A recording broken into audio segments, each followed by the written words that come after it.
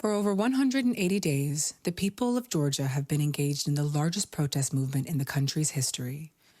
After rigged parliamentary elections in October 2024 and the government's alarming decision to suspend negotiations until 2028, citizens took to the streets demanding change. This small nation of 3.8 million, which has already lost 20% of its territory to Russian occupation, now finds itself at a critical crossroad between Western democracy and Russian influence. Today, Fredrik and Leilani speak with Gota Chanturia, an education policy specialist and member of the Movement for Social Democracy. For over a decade, Gota has worked in Georgia's civil society sector on education policy issues. He's authored numerous research papers and policy documents, including works on the history of school education, and has taught civic education in both public and private schools. Currently pursuing his PhD on education marketization, Gota brings a unique perspective on Georgia's struggle. In today's episode, Fredrik, Leilani, and Gota discuss the far-reaching impact of the law targeting civil society organizations, how poverty and social inequality fuel Georgia's crisis, and what international solidarity means for a nation caught between oligarchic control and democratic aspirations. This is Pushback Talks. I'm Fredrik Gerten, and I'm the filmmaker. And I'm Leilani Farha, and I'm the advocate.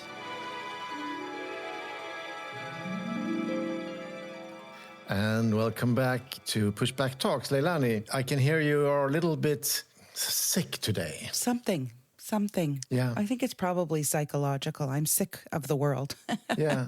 Yeah. But, these days, President Trump suddenly starts to talk about genocide. You noticed? I have noticed. He took the word genocide in his mouth.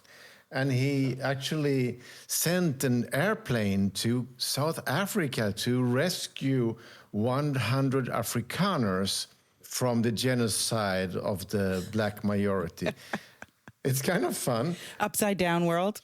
It was like an open invitation for people to flee, and 100 people out of 3 million Afrikaners said, we can go. You could call it entertaining, but maybe not. Okay, let's leave it. I call it upside down world. That's where we're living now. Yeah, and at the same time, he's destroying people's life with the ice and so on. Horrible things happening. Horrible. And destroying people's lives just to make a show out of it. Good TV. Horrible. Absolutely. Horrible. I had a screening of Push yesterday. Oh, where was that? In Lund, here, the neighbor city. It was nice. The tenant union. It was really interesting. And I actually, for the first time in years, I saw the film again. Oh, yes. And? It's quite good. Yes, it stands the test of time. Yeah, I was in Toronto on the weekend, and last week the film Push was screening at the Toronto Metropolitan University throughout the week, interestingly by students who are studying interior design. So not architecture, but interior design. So it was fascinating. I gave a speech, and it was very, very cool, and everyone loves Push. Yeah. I love the main character also, so it's a good combination. Today we are diving into an area where we haven't been for a while, and I'm really, really happy for this because I've been following for years the development of democracy and the resistance in the small country Georgia in the outskirts of Europe. And it's a small country, 3.8 million people, and they have been on the streets for now almost 170 days. Biggest protest in the history of this country. And of course, we have a guest. So I'm just happy to say welcome to Pushback Talk to Gota Chanturia. So nice to have you here. Thank you very much. Thank you for the invitation. It's been an honor for me to talk to you, and much appreciated, for covering our story and the developments in Georgia.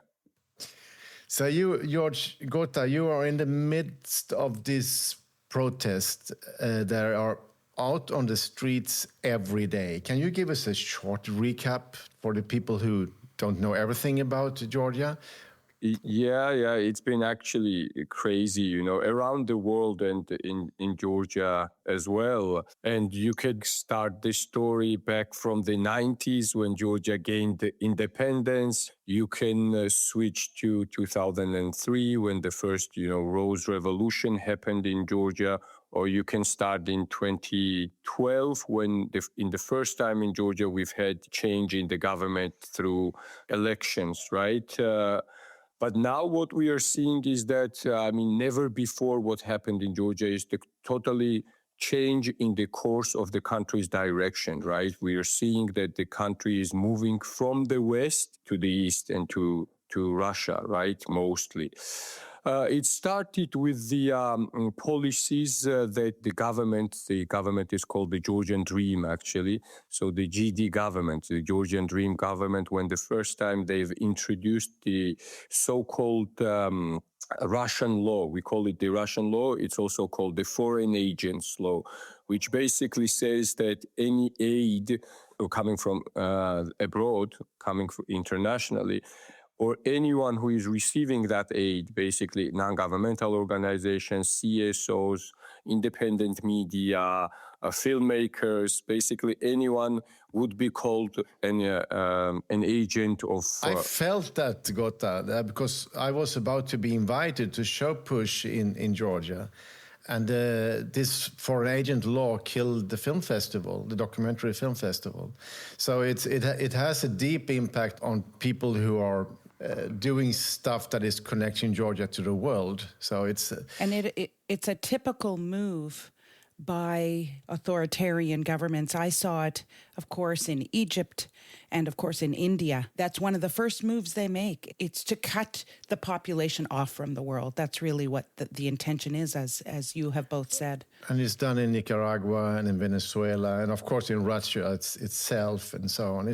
They don't like international solidarity. Yeah, exactly. But we're seeing that also in Slovakia, in Serbia, in other places. It's like one and the same scenario, and there's been huge propaganda machine working on it where they portray you as a foreign agent, a traitor, doing some external sort of work. Before they were calling it the Global War Party, as you are a member of the Global War Party. Now they're calling it Deep State, which is also used abroad as well, right? So you're working with this deep state, and this deep state is controlling you. So, crazy, absolutely crazy stuff. Before that, before the parliamentary elections, and we've been fighting it, we've been trying to resist it very much, but they've still introduced this law. But everyone hoped that the parliamentary elections are coming and we'll be able to change the Georgian Dream, which is in power for 13 years already, since 2012. So, people are sick of the Georgian Dream because of the repressive policies, because of all the craziness that they are doing. It's a Georgian nightmare. Yeah, they're also called Georgian nightmare, yeah. And not just by us, but internationally. So the parliamentary elections were held on October 26. Everyone agrees that it was a rigged elections. Nobody actually internationally as well recognized these elections as valid. Everyone, agrees that it was basically rigged. And after that, on the second day already after the elections, people came on the streets, people started demonstrating. But interestingly enough, it was led by political parties. And these protests were not widespread. A lot of people didn't came to the streets, and it didn't have much support because people were not just scared, but they didn't know what to do. But after that, in November, the prime minister of the Georgian Dream, the de facto prime minister, announced that they're stopping negotiations with EU until 2028. And after that, that was the final move. And the next day, on that day as well, and the next day, people started coming to the streets. And since then, we're on the streets, and it's nonstop for 170 days. And I follow the images coming out. It's a lot of people. And what I understand, not only in the capital Tbilisi, it's also out in the region. So it's a very deeply rooted uprising. Yeah, absolutely. And what we are seeing actually is that in different regions, different cities, 5 or 6 biggest cities, nonstop every day. But also what we are seeing is that like before the discussion was that Europe or Russia and you're like pro-European or pro-Russian. It was like very binary, like, but now it, like social dimension came into context. And what we're trying, me and my friends who've established this movement for social democracy, we're trying to engage different people. And if you don't, to start talking about these social issues, Georgia, as you mentioned, Fredrik, has around 3.8 million people living in Georgia, but about 1 million are living abroad as immigrants. And 700,000 people are receiving social aid. Basically, 700,000 people are very poor, so poverty is a huge, huge thing in Georgia. And that's why the government is successful in using propaganda. So if you're not, you basically start talking about social issues, the protest would not be as good as it is now. I think sometimes these protests are described as pro-Western. Yes. I did this film, Breaking Social. I mean, this reminds me almost about the uprising in Chile in some ways. So I think it's very much an uprising against corruption and kleptocracy.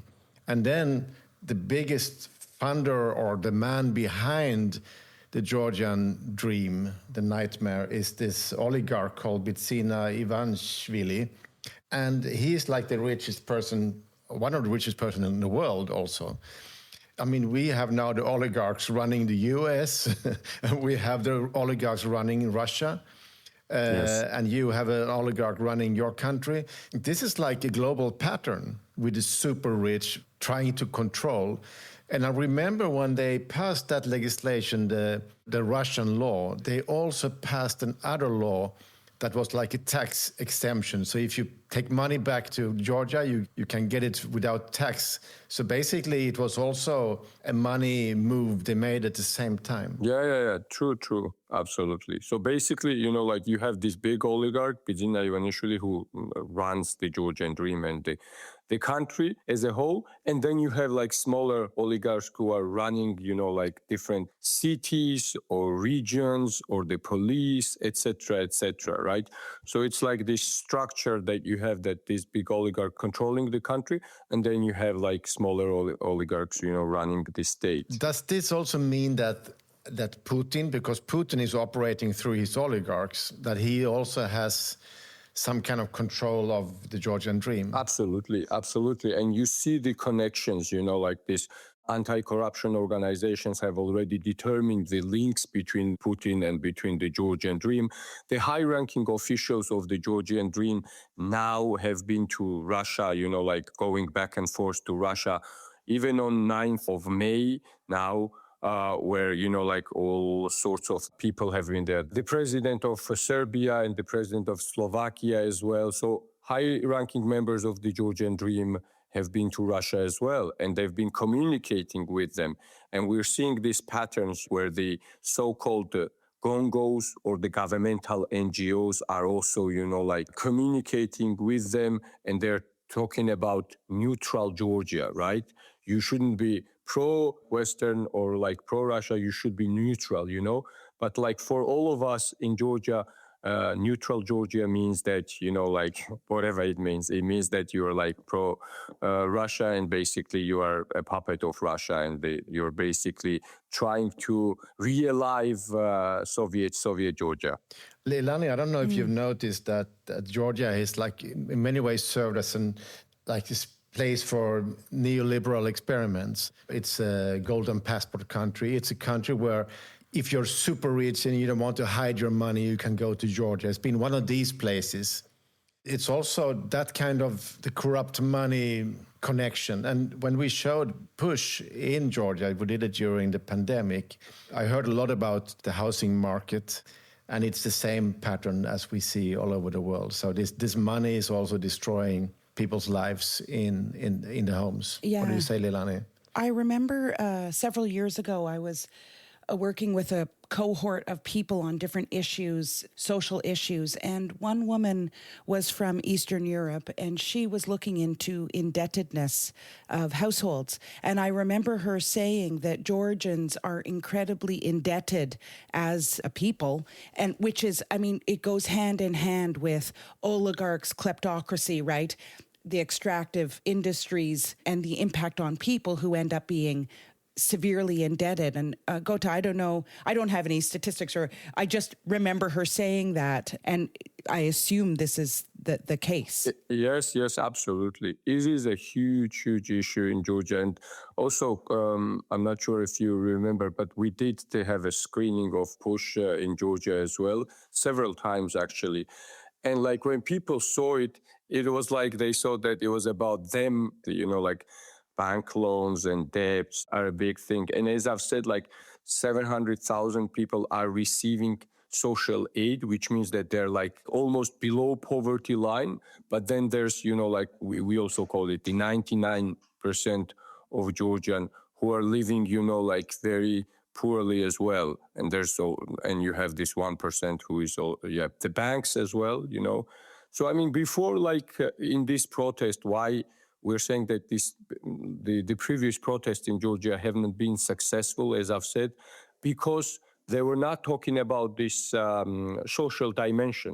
Basically they were talking about the West and Europe also being, like a destination place with this, as you've mentioned, Fredrik, with this all sorts of experiments that have been done in Georgia. Yeah, in neoliberal Europe, it might not be the solution. Exactly. It has to be a social Europe and a democratic Europe. I mean, in some way, we're in the same battle, even if your front line is rougher than ours, of course. You're in the midst of it.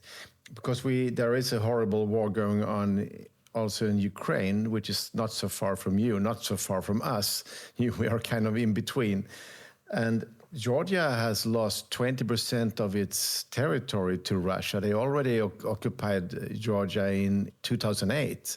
So there are two regions cut off from your country. Yeah, absolutely. And it's a very difficult issue for us. Obviously, we've seen what Russia can do, basically, and we've been talking about since 2008 and even before that.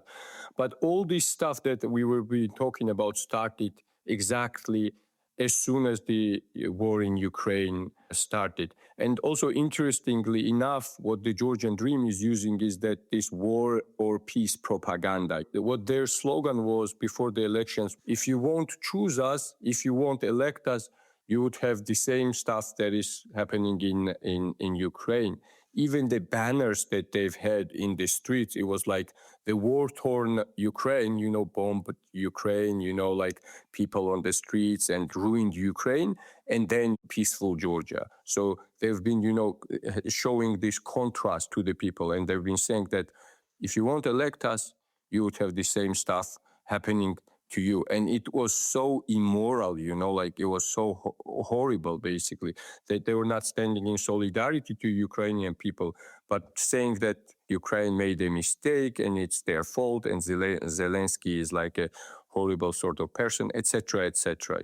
So yeah, we feel for Ukraine, and we're standing in solidarity with Ukraine, and we're also, trying to help them as much as we can. Yeah. And I understand that the Georgian Dream has been trying to play their international cards in some ways, but they also make some great mistakes. They went to Iran, and they suddenly are on stage together with somebody shouts "Down with the US."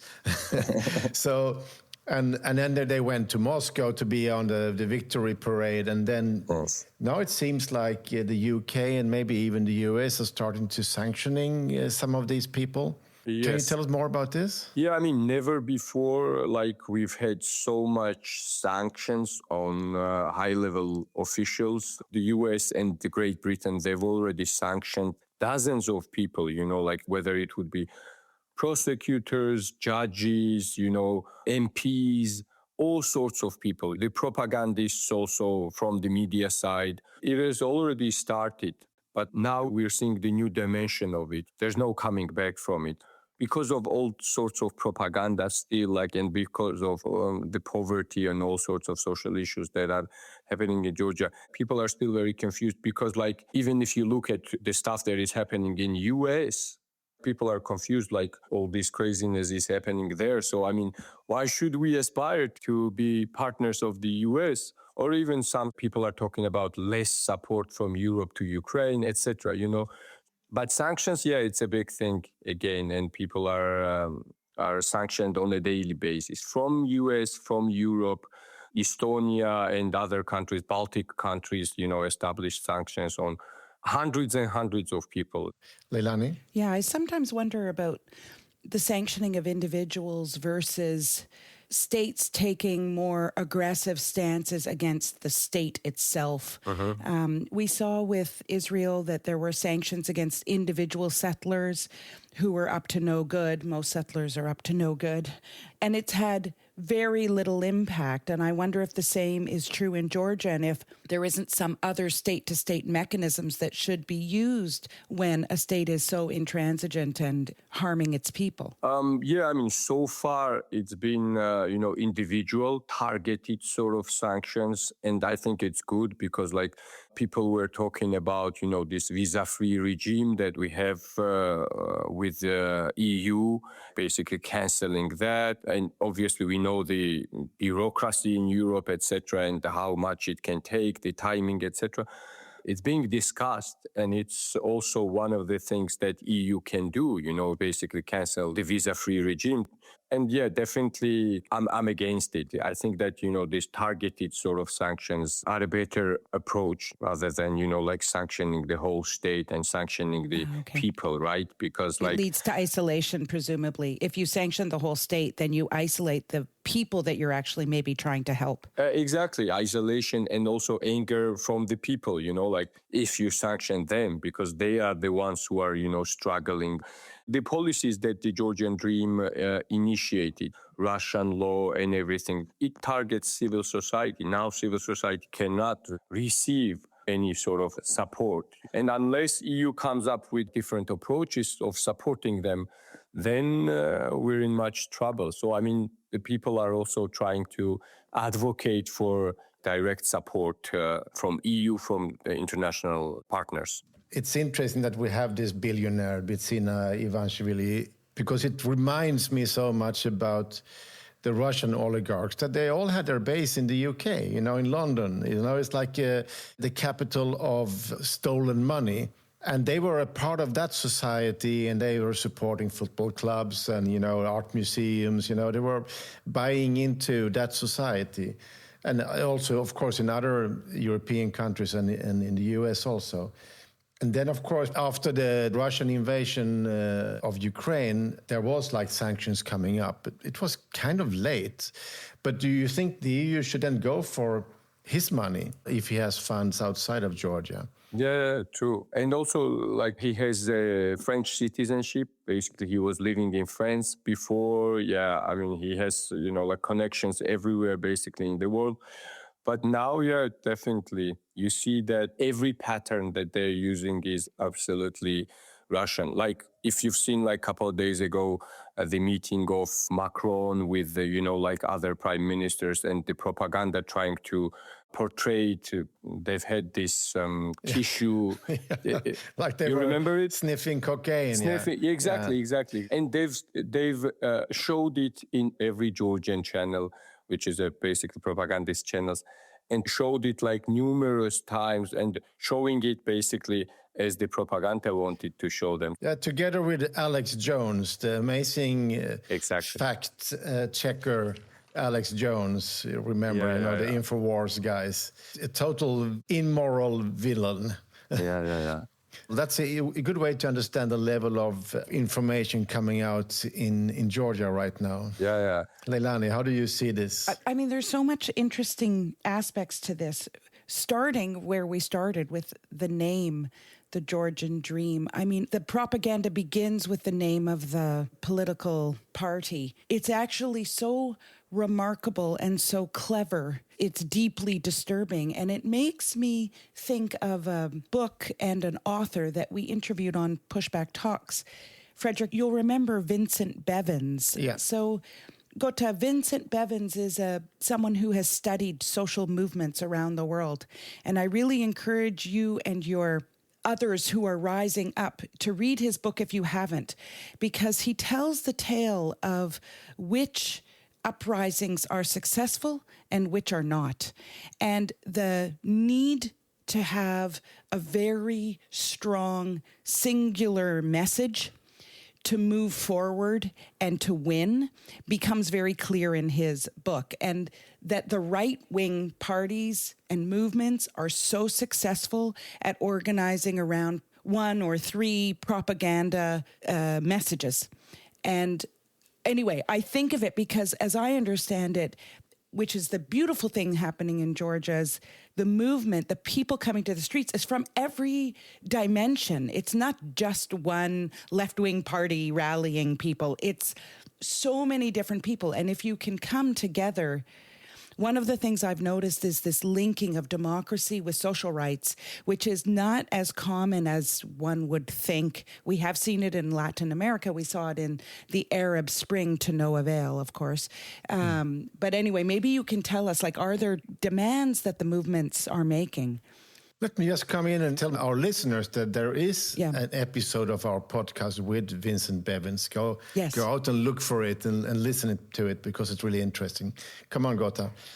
Yeah, thank you very much. Interestingly enough, a couple of days ago, a friend of mine suggesting reading his book, If You Burn, or If We Burn, or something like that. Yeah. So definitely. Thank you very much for the suggestion. Now I'm sure, because before that I was like, okay, should I listen to him or not? But now I'm sure that.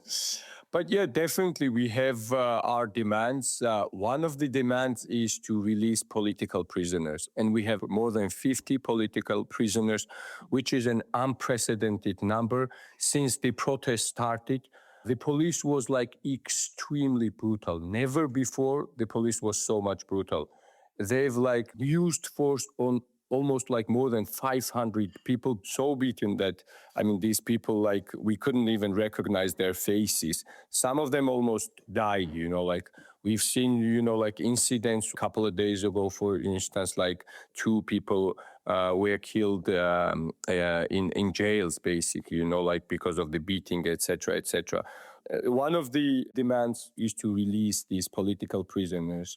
And before, the Georgian people could not come together because of the ideology, because of all sorts of issues. But one of the things that we came together around one issue is these political prisoners. They should be released. And these are basically mostly youth, 18, 19 years old, totally blameless. They didn't do anything, absolutely anything. Another demand is the new elections. We've had the rigged elections. Now we should have the real sort of elections with obviously the new legislation, etc., etc.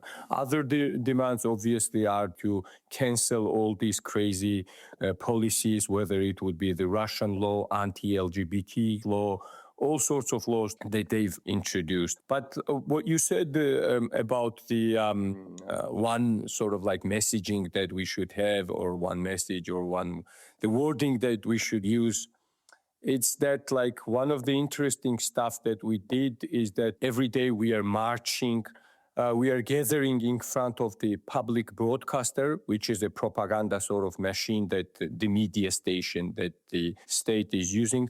We are gathering in front of the public broadcaster, and there we are marching towards the parliament, which is half an hour or 40 minutes away from the media station. And when we march, we are using these slogans, and we are using these demands, and we are basically screaming this stuff and talking about, all sorts of social issues, social aspects, freeing of these political prisoners. And it became a huge thing, even internationally as well, because now, after 170 days, it became a symbol of protest. People are following us everywhere. It became a rhyme, our marches and our rhythmic, Right. I would say to our listeners, try to follow what is happening. There are some different accounts, and maybe you can give us some more account to put up on our page when we are done. But I follow something called Georgia protests on Blue Sky, for example. So you can at least see the daily updates of people being on the street, because I think that's, for me, it's inspirational, because you're fighting the same struggle as people are doing in the US right now, or doing in many other countries. It's the struggle against the kleptocracy. Yeah. And it's so interesting because Georgia is such a small place. It's like a micro of the macro that's happening worldwide now, really. And I agree, Fredrik, we should all be following Georgia. And I remember Vincent Bevins now, he said that it's the highly organized groups that win. Not just with the solid messaging, the highly organized groups that win. And you're already organizing so well. So the question is, well, I again urge you to read Vincent Bevins. He knows better than I do. I only read the book. He wrote it and researched it and lived it, because he lived in Brazil for many, many years and followed the movements, successful and not successful in Brazil. So, but yes, I agree with you, Fredrik. The way in which Georgia is such an example of everything happening in the U.S. But what, again, I'm going to reiterate, I love this bringing together of the social with the demands of democracy, because in the States, the pushback has mostly been around civil and political rights and not so much around social rights. You're starting to see some movement. People are starting to say, wait, we're sending millions and billions over there and we don't have anything here. But it's not a movement around the social. I think also international solidarity is important. I, and maybe also you, Leilani, would like to send out a message to our listeners that solidarity is important. And solidarity also means, keep your eyes on what is happening on Georgia. And talk to your elected people in your parliaments, that they also need to have a look on what's going on. Because these people, the oligarchs and their people, are also a part of the world, so they don't really like when people talk about the resistance. So how, Gota, can you see where is this going? Yeah, I think we are in the final phase maybe of this, craziness that is taking place in our country, because we're seeing this radical sort of shift from the West to basically Russia. Now they're enacting new laws and new policies and new amendments against the West. Never before we've seen that, against the US as well, because US itself is enacting a new act, Megobari Act, it's called. In English, it is Friendship Act, which is basically saying that unless, Georgia basically shifts again to the West, and unless it brings back the democratic sort of policies, etc., then, the sanctions would continue and there would be no, cooperation with the US. I think that we are in the sort of final phases. We're seeing also the division within the Georgian dream, because they themselves are running the country with this, divide and rule, they're dividing people, they're defragmenting people. But again, as Leilani said, as it is in the book, we're trying to, stay as highly organized as possible. They could not divide us, and we're trying to also be focused. Yeah, the independence of Georgia is coming soon. It's on 26th of May, and we're trying to make it as big as possible. That might be the turning point in a way. So we'll see. I'm not sure if it's stopped soon, but hopefully with the end of the war in Ukraine, the situation in Georgia would change. Gota, it's been amazing to have you on Pushback Talks, and a big thank you to you and your friends who takes to the streets every day in your country, because we need you, because we're in the same struggle against kleptocracy and fascism. No matter if it has a Russian flag or an American flag or whatever flag they are running up there. So thank you very much, and let's keep in contact. We want to follow what's happening in Georgia. Yeah. Thank you very much. It's been an honor, and We need you more. You have our support, and we will through our podcast hopefully get you global support. Thank you so much. Thank you, Leilani. Take care of your day, and I hope you feel better soon, because we need you a lot. Well, I feel inspired. I feel inspired by the Georgians, and so who am I to lay down my head? No, I'll keep going. That's good. That's good to hear. So thank you very much, and take care, Leilani. Take care, Gota. Thank you. Thanks, Gota. Thanks, Fredrik. Pushback Talks is produced by WG Film. To support the podcast, become a patron by going to patreon.com/pushbacktalks. Follow us on social media at make_the_shift and push_the_film. Or check out our websites, maketheshift.org, pushthefilm.com, or breakingsocialfilm.com.